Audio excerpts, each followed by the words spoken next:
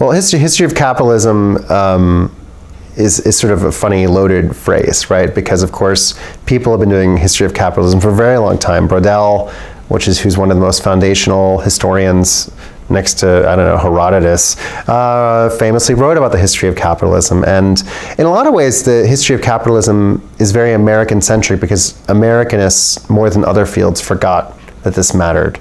So Latin Americanists, Africanists, Europeanists never forgot the history of capitalism. And it's provocative because, of course, there were important people writing about histories of work, histories of banking, histories of business, histories of consumption through the 80s and 90s. But it was often taken in a cultural vein, and it was often taken as a sort of peripheral question to main questions of social movements. And I think what happened was a generation of historians, like me, came of age in the aughts, raised on social movement history and cultural history. And the experience we read about in the past did not line up with the experience that we lived.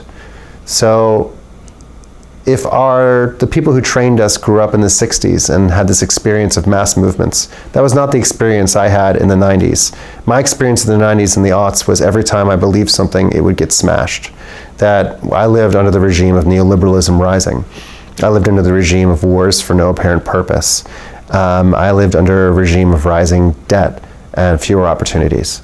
I did not feel agency. In fact, what I felt was domination. So if a previous generation emphasized liberation, I often think about domination, and not in a fun way. So I think that this is where history of capitalism really comes about. So it's hard to write about labor movement heroes if the unions are dying all around you, but yet people still work. Working people are still struggling to get by, and trying to recapture histories that make sense of that. So I think that lots of people began to pull into this vein, and then after the crisis, suddenly it didn't seem so weird. It's hard to convey now, but when I was writing about personal debt in 2004, people thought it was like, they were like, why are you doing that? They didn't make any sense to them. So things changed, the audience became more expansive, and I hope more inclusive. I think that history of capitalism offers a sort of a space to ask more intersectional questions about race, gender, class, and how they intersect with finance, because it's through our social identities that capitalism is lived. It's through our social identities that capitalism is administered and power is operated. And this isn't to reify capitalism as something that always has been. In fact, I think what we're doing is historicizing capitalist operations, that broad process by which money is invested to make more money, and how it changes over time, and seeing its very contingency. And for me, this actually, even though I'm largely dour, opens up a lot of hope. Because if it changes, it means that we can perhaps affect its change so that it can work better for people instead of just working them over.